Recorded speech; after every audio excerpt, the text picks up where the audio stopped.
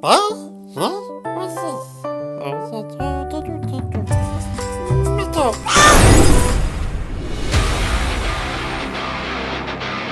Westweird presents the long and short of it.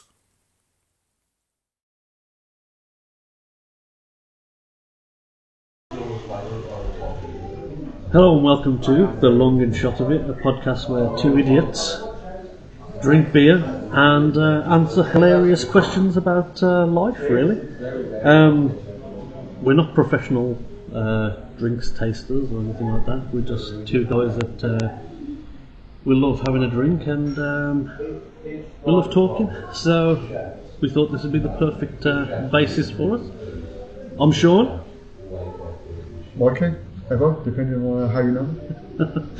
And this is The Long and Shot of It. So, we'd like to start off our very first episode with the ultimate icebreaker question. So, Mikey, who is your favourite Spice Girl?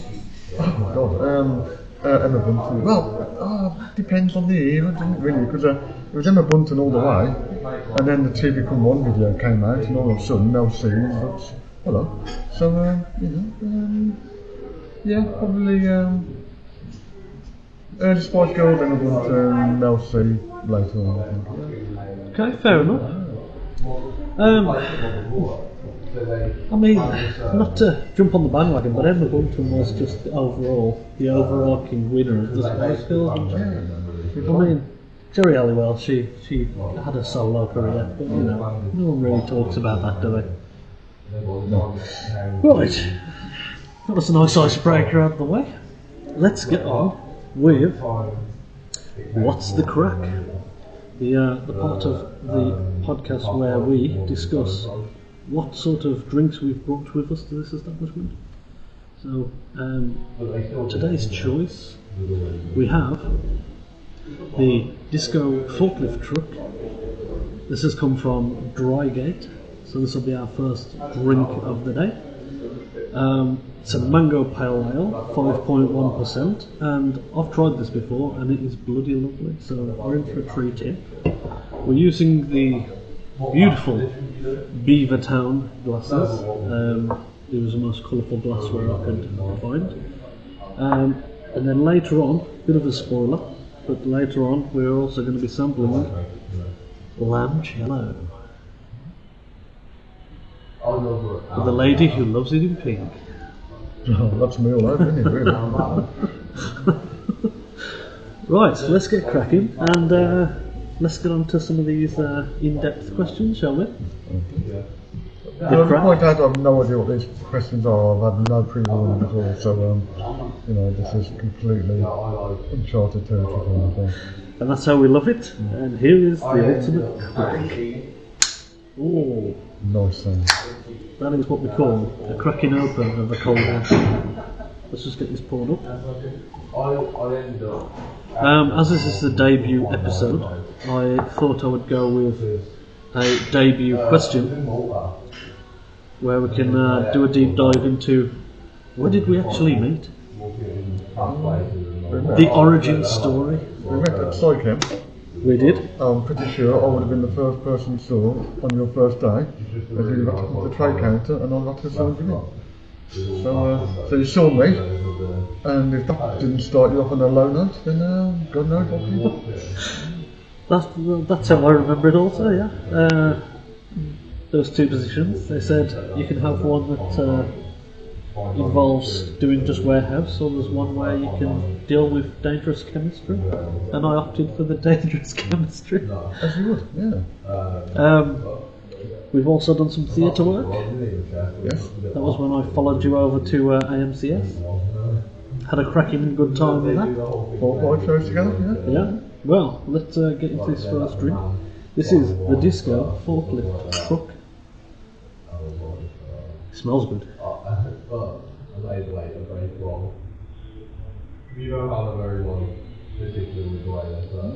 What doesn't? It's not how I remember it. Okay. I remember it being a lot fruitier than that. It's definitely there, isn't it? Definitely a bit of zest to it, isn't it? Yeah, it's very nice. Can I just point out at this moment that I have actually once toppled a forklift truck, so I do know what a disco forklift does feel like, and it's actually not pleasant when it hits the ground, forks forward.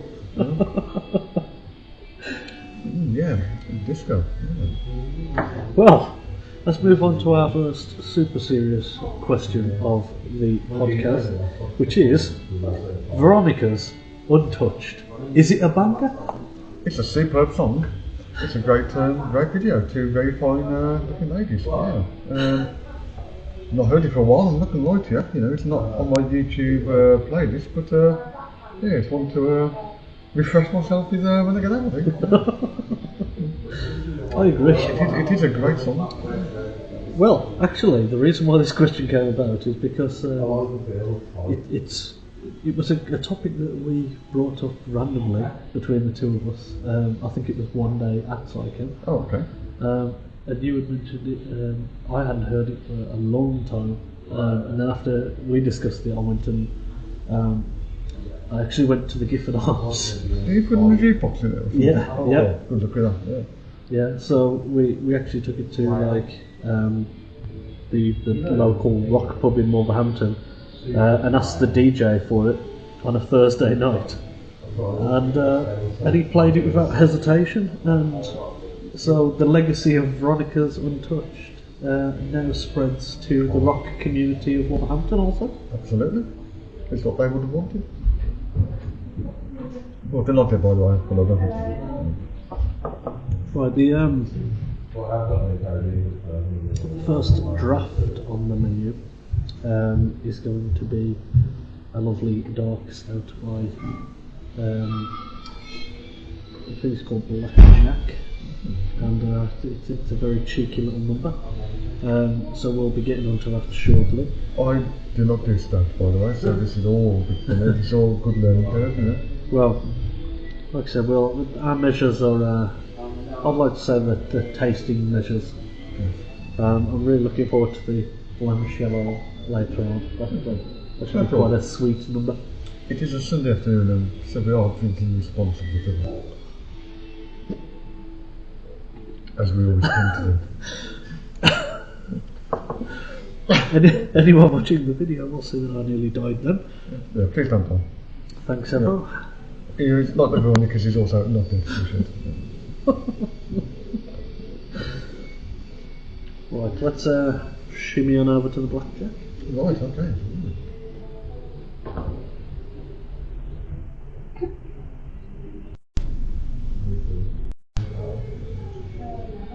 So now we're on to the blackjack, which, if I have my notes, is from Old Mill Brewery, and it sits at a lovely 5%.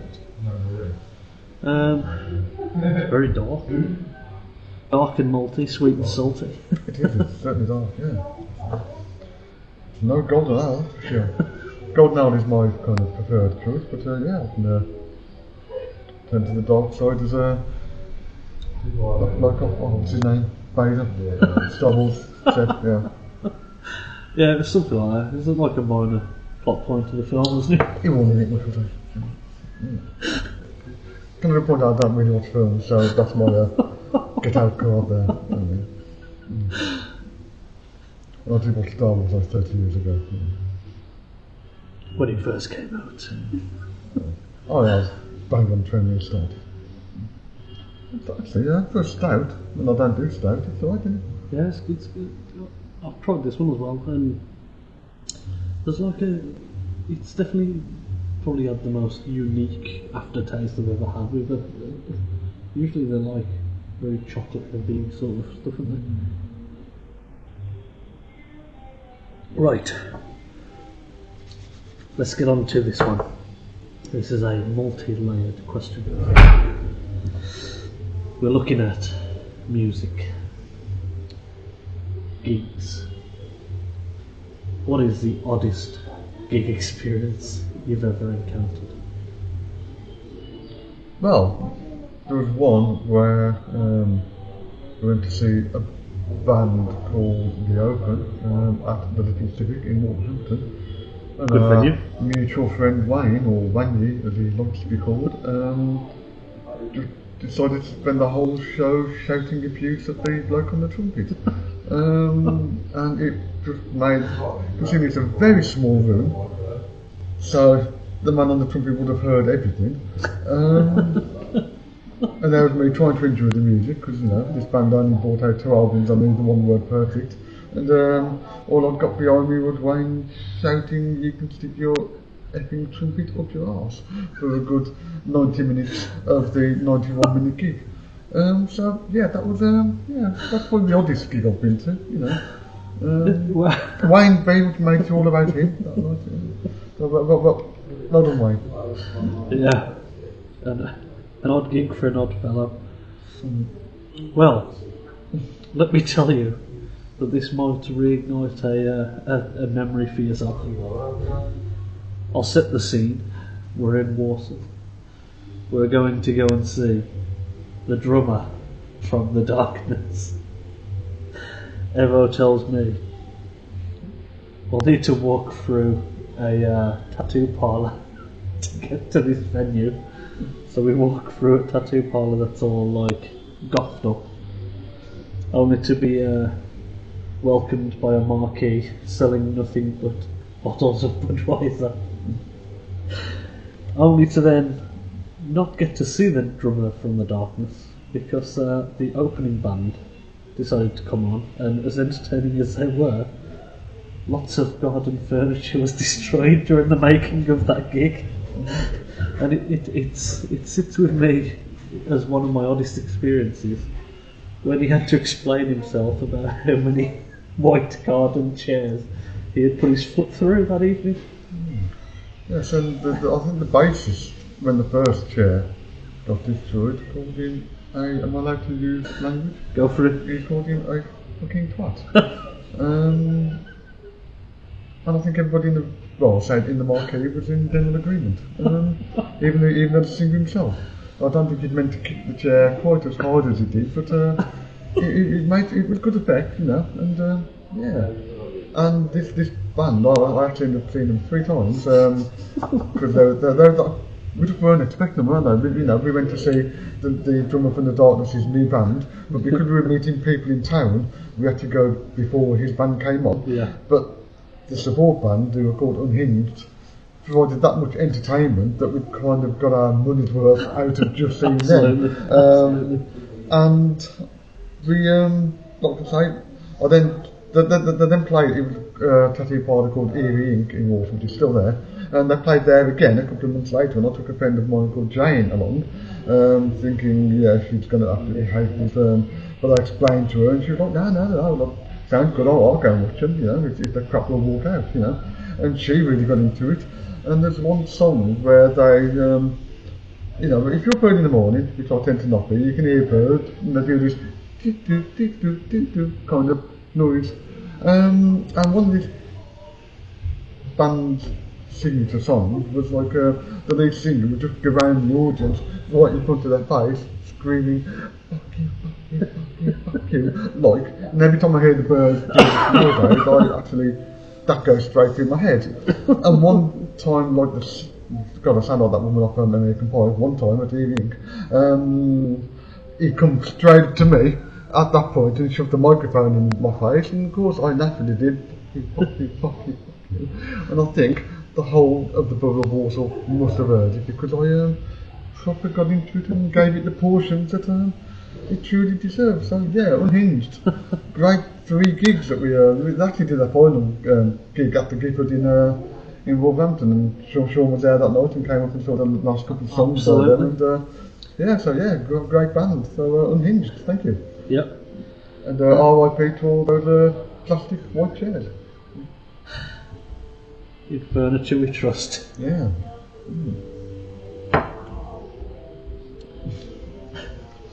I thought that might have opened up a little memory there. A good. The thing with gigs is, you know what you're going to get. You're going to see Muse. You're going to get a very slick act, and everything's brilliant and just anthem after anthem. But sometimes You want some carnage? Yeah, just go and see something that you've never heard of, you've got no inkling what it's going to be like. Because normally you get to a gig, you get the pub first, you get to the venue late, supporter, God, where's the bar? Can't be asked to support act. But this night we caught the support act because we got there early. The tattoo parlour was actually shut, so we couldn't even look at catalogues of tattoos. We had to actually walk out into the garden and get the Budweiser. So that support act comes on, and this guy comes out with a very sparkly gold sequined jacket on, and then proceeds to kick furniture about and just say the F word a lot. Good job it was after 9 o'clock, I tell you. What I mean? I think the thing that really added to my experience was we had been out sampling some of the ales and ciders at the Black Country Arms, hadn't we? And you'd gone in quite heavy, hadn't you? I went in quite heavy on the Gladiator, which is a Lily's atomic cider, as I like to call it these days, because I've missed many a meet-up because of Gladiator, because as much as I like to feel like I can handle a nice ale or a cider, that stuff's just it's just made to ruin nights. But it's still because it's Lily's and it's flat. It's still really smooth and it's drinkable. Yeah, very drinkable. That's the problem with some drinks, they're drinkable. Yeah, and dreadful planning by the brewers on their bar. And I would just like to say on camera, on air, that I apologise to John Danger White for missing that paintball session. Yes, that was the day after, wasn't it? It was. Yes. And he drove all the way to my house at 5 a.m. Yeah, it didn't really help that we didn't get out of Poptastic till about 3 a.m. No. At which point I had to be dragged off the floor because I was doing oops upside your head on the stickiest floor that I've ever been on. And I'm not been on many floors, to be fair, but this time I was like, oops, up, and then it got, Jesus, hell, there's a gorilla glue on the floor. Jesus. Yeah, those jeans were a write-off, you know what I mean? Don't wear white jeans where there's a chance of a sticky carpet. And there's always a chance of a sticky carpet. Especially when I'm a dad. And I don't spill drinks. Right. On that note. Yeah, and can we just say as well, apologies to the drummer from The Darkness, we still haven't seen your new band. We have not, mate, I'm afraid. So one day. Although rumours are going around that The Darkness are still exceptionally good. Oh, yeah. Yeah. I can hear Wayne's head exploding at the mere sound of that. Shall we move on to Bevy number 3? I think we should. Again, apologies, I'm checking my notes. Oh yes, we are going to Club Tropica. Hope the drinks are free because it's the week before payday. This is Club, spelt of course CLWB. Which can only mean it's a bit of tiny rebel action. It is a bit of tiny rebel action. And you've got to love tiny rebel. We do indeed. Let's move on to that. Be right back. Okay, so our third beverage. This is Club Tropica from the lovely Tiny Rebel, which I tend to find has got one of the greatest logos I've ever seen. Have you seen the Tiny Rebel logo? It's the kind of puffed marshmallow man kind of thing, isn't it? The one that they've got on the glassware here is the tiny little teddy bear that's wearing the hoodie. Cross-eyed eyes. Yeah. I think that's awesome. Cheers. Cheers. Tiny Rebel, we like you. Oh, that's just a fucking good drink, isn't it?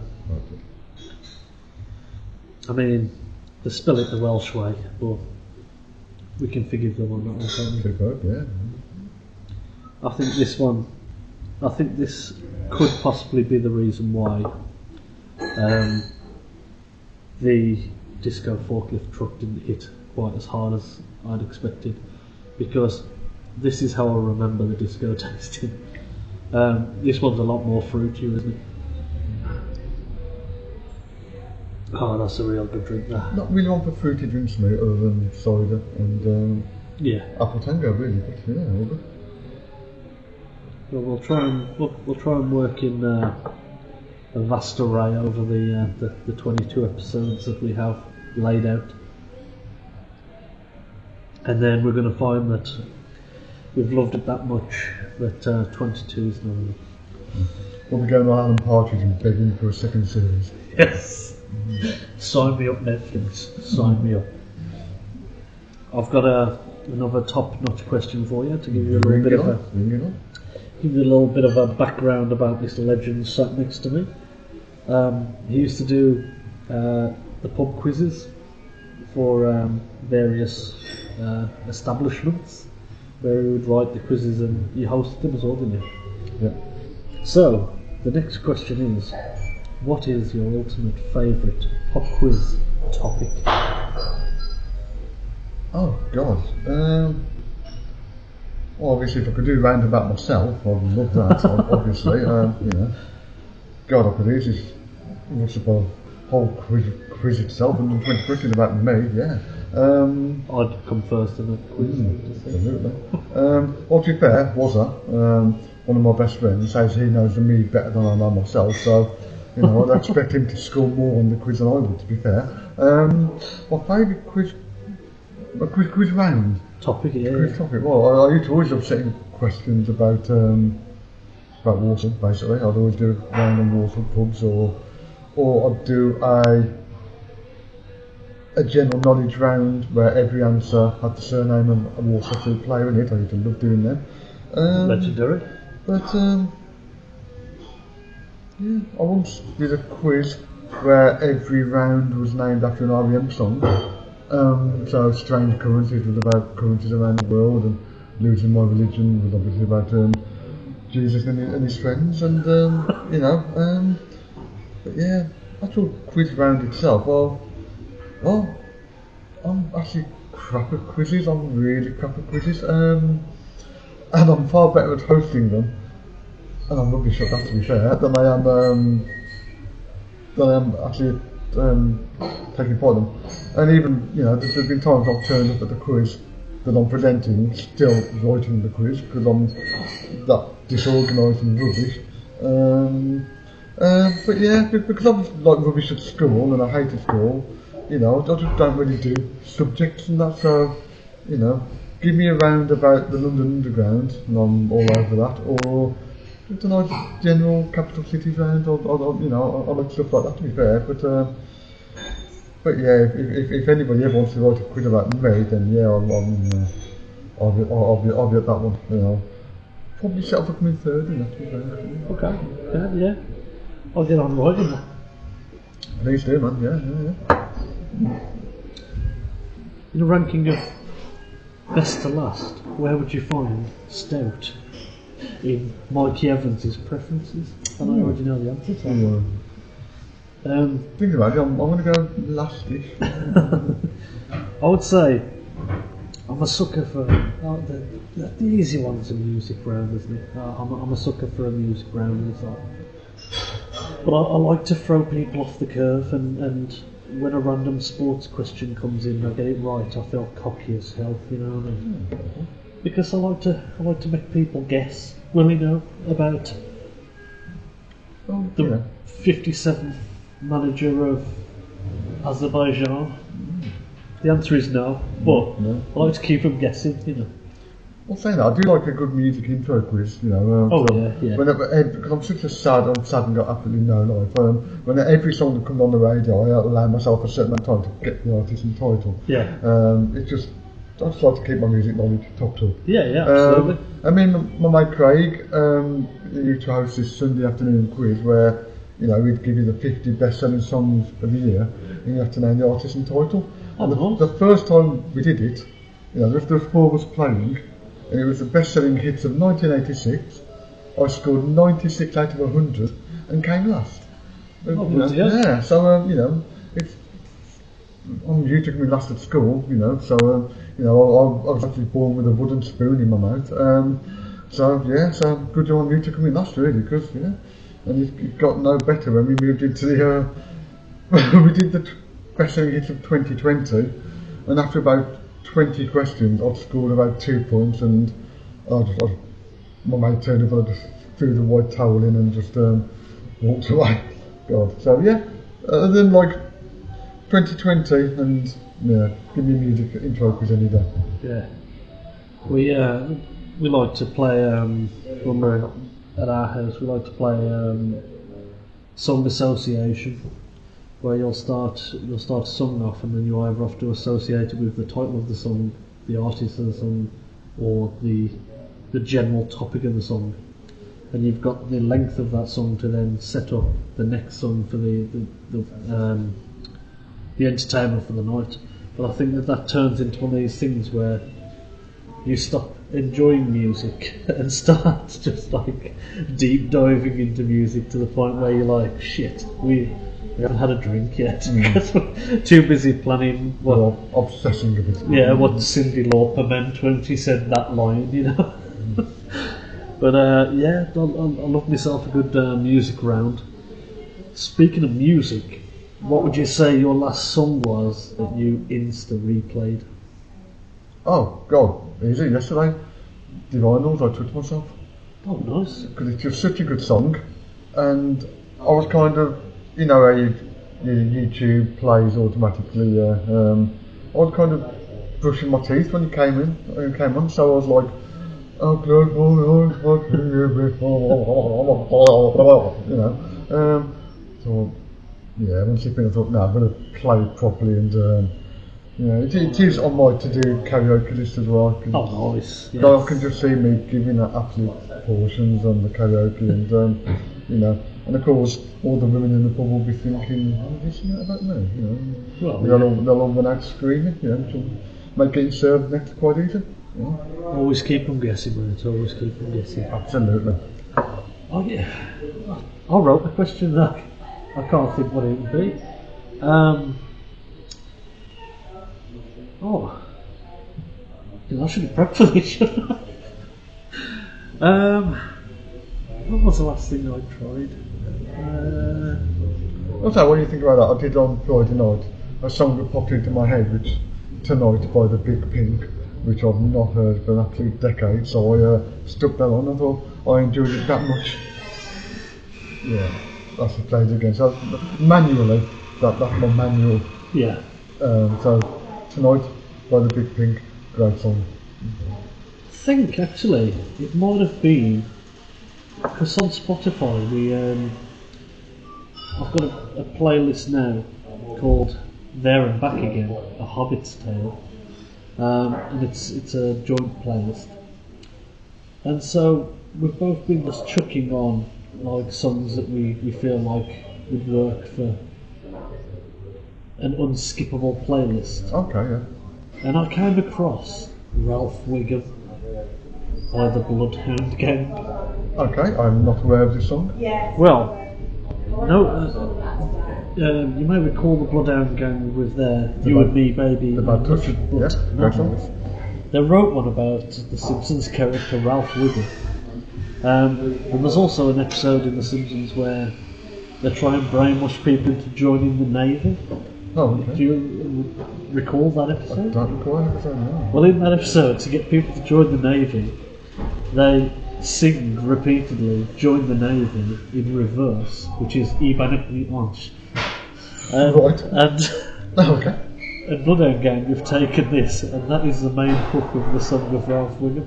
Okay. But it's one of those songs that I've got, like, you can go years without hearing, but when you hear it that one time, you've got to just hit the Insta replay and just give it another go, because I'm quite fond of Bloodhound Gang. They're one of those bands where they're silly enough to class as a comedy band, but they're so talented that musically they're on top of the form.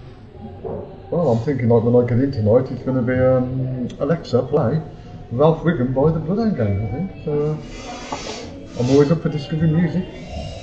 And you've just triggered every Alexa in the known area there. You're welcome. It's going to get some real playtime now. And can I also just interject at this juncture just to point out that I'm from the 1970s, so I have no idea what Spotify is. I hear people talk of it, but no idea. we've come to the cider portion of the episode, and once again I'd like to say this can looks like this is going to be the best drink of the day. Let's just get that up there. That is, what's it say? It tastes delicious. This is a perry, which I didn't Google, means that it's made of pears. Yeah, that's all, yeah. Didn't Google that at all. She looks very happy, doesn't she? She does, and I'm hoping we'll look as happy as she does after drinking this limoncello. Yeah, I don't think I've quite matched the hair, but I can certainly try not to smile. I'm not one for smiling, but... Oh, Jesus. This is coming in at a very subtle 7.5%. Nice. Contains sulfites for freshness. Well, you're all about freshness. Distributed in the UK by the Corinthian brand. God bless those Corinthians. Drink aware. We like to drink aware. We do. The second snap of the episode. Ooh. Nice. There's something about a cider snap that's just different. Isn't it? By the way, the more we drink, I fear for the accent slipping out. Just to give you some background on the two of us, I'm from the lovely Wolverhampton, and my main man Evo here is the chairman, senior chairman of Warsaw, the whole thing, and we will be splitting the episodes based on where I currently live, which is in the lovely Tamworth. That's why we are now in the fantastic Crafty 2. I should have done this a bit earlier on the intro. It's a good pub. Maybe I'll get that in a bit sooner next time. And the Warsaw segment of the podcast will be in the amazing cats. The Victoria. Yeah. Just a little insight there while I pour this limoncello out for us. I mean, I'm probably pronouncing that absolutely dreadfully, but it's a posh perry, that's what it's been called. A perfectly posh perry, for a bit of alliteration there for all the alliteration fans out there in the world. I have never had Perry in my life, so I know Thatchers do a Katy Perry, which is a great name, and big fan of the Katy Perry the singer, but I've not had the cider, so not so much to do this. Cheers. But yeah, limoncello, okay. Here we go. Well, it smells nice, yeah. It smells a bit odd, doesn't it? Well, I've got no sense of smell this, so I don't know what I'm doing this. It's just all for camera effect, obviously, but... You know, that's not bad. It's alright, isn't it? Yeah. I can see why she's smiling. Yeah. Garçon, more limoncello. Oh god, I just did a film reference, my god, give me a song. Does that taste like a 7.5% here? No, that's a weird thing, isn't it? Yeah. And you tell what's even more worrying is that we like it that much and you must put our glasses down. And at this moment I have no intention of putting it down on it. Kids, if you're watching, please drink responsibly. Especially at 7.5%.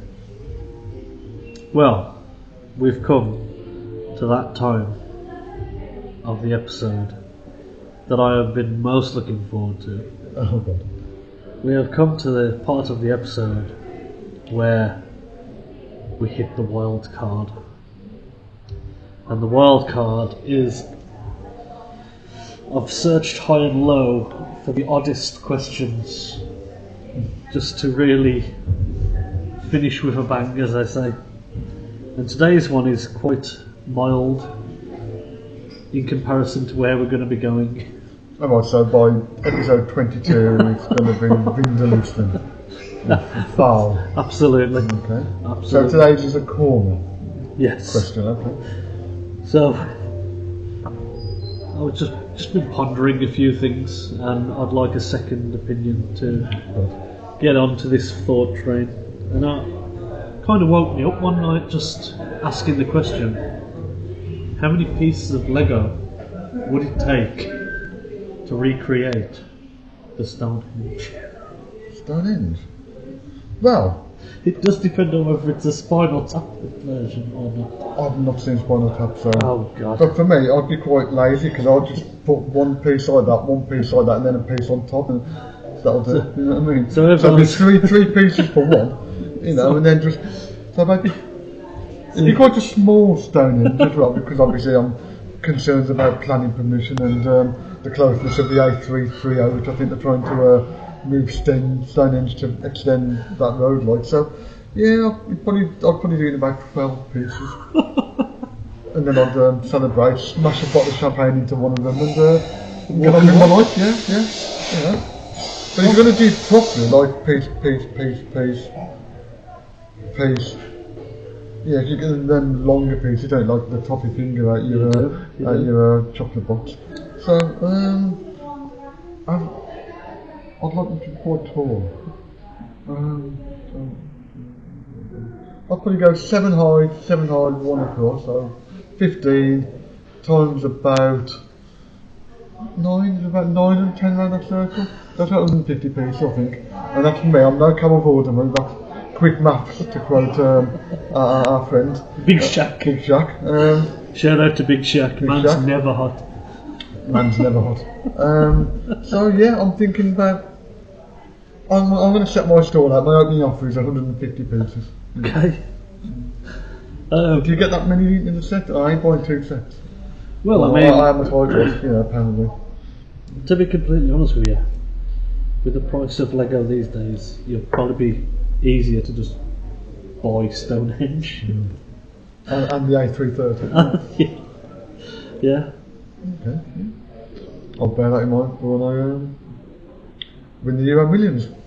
First stop, buy Water Pub, which I've got my own. Second thing, buy Stonehenge. Imagine that.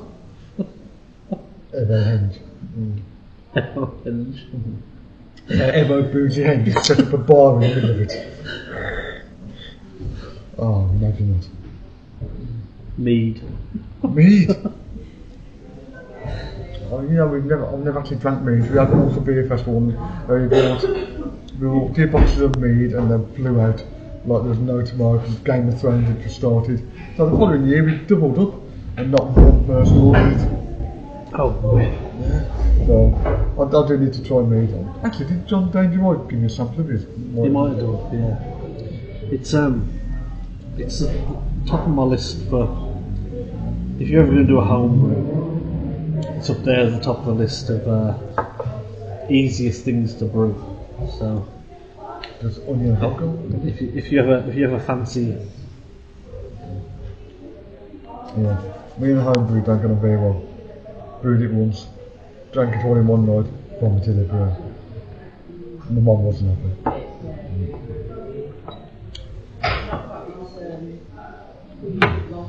Right, so are we having the shot of the long and the shot of it? this is where we conclude our long portion, which was quite amazing. It was that amazing we forgot to do the old tot-ups. So I don't know if we'll tot them up off air, and we'll do a wrap-up segment of where we feel like this at.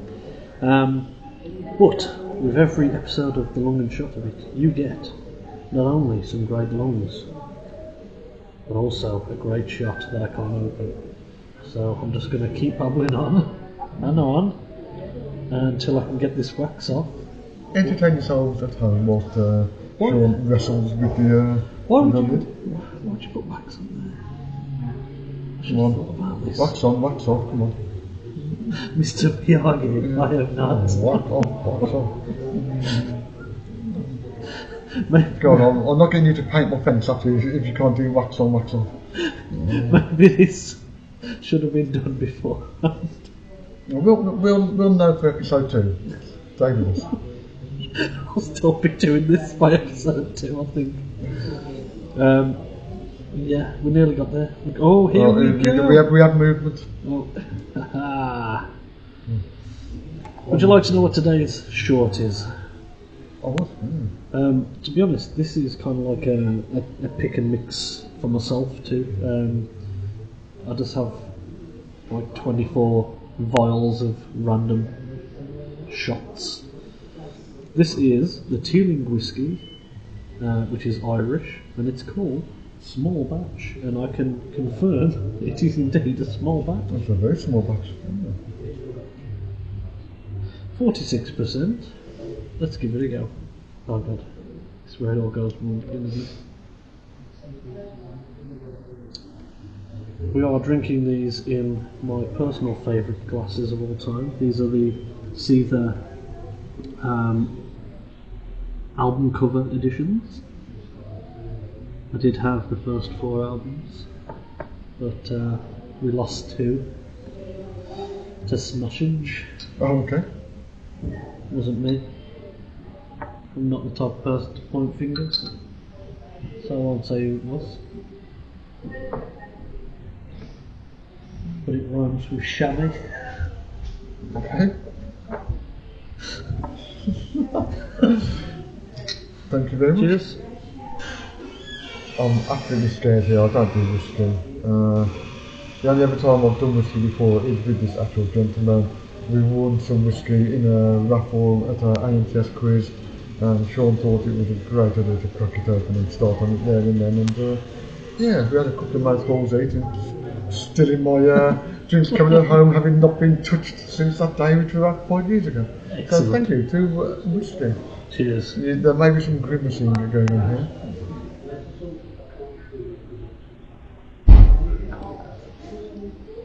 That is surprisingly smooth.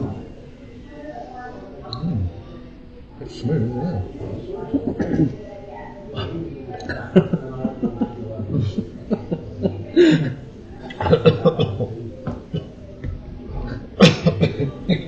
Not quite so smooth as expected.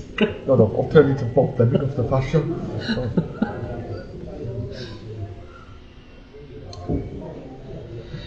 Well, this has been absolutely bloody epic.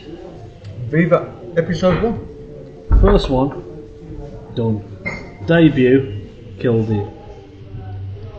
It's gone better than I thought it would have done. I was a bit nervous beforehand. Well, I'll say nervous, very nervous. But yeah, I don't like being filmed. I don't like talking and I do like drinking. So yeah, I think we've overcome those issues. Yeah, I think when I proposed the idea to FO, and he said, I don't like to be on camera, I don't like talking about things, I thought it's the ideal candidate for a podcast. Yeah. So thank you very much for asking. and thank you for coming along on the journey with me, man. It's been an absolute pleasure.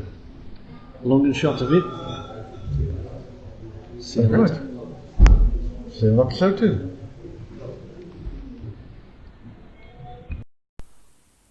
Welcome everybody to the part of the video that will be exclusively owned by this legend of a man here. This is Luke. He's one of the co-owners of the Crafty 2, and he's an absolute legend of a man. Not only does he make the best cocktails in town, but he also cares a lot for the community and helping people out. So he obviously has kindly let us use the Crafty 2 as our base of operations, but I also would love to see him. Oh, nice shaking action there. Let's slow this down. Anyway, he's got such a vast knowledge of cocktails and ingredients and what works and what doesn't. He is a true art form when it comes to mixology. So after this episode, moving forward, you should be seeing a lot more of Luke as he breaks down his favourite cocktails from the classics all the way to his own creations. Anyway, this has been my favourite cocktail, the Alabama Slammer. You can find us both on Facebook, and thanks again for watching. Hopefully see you on the next episode.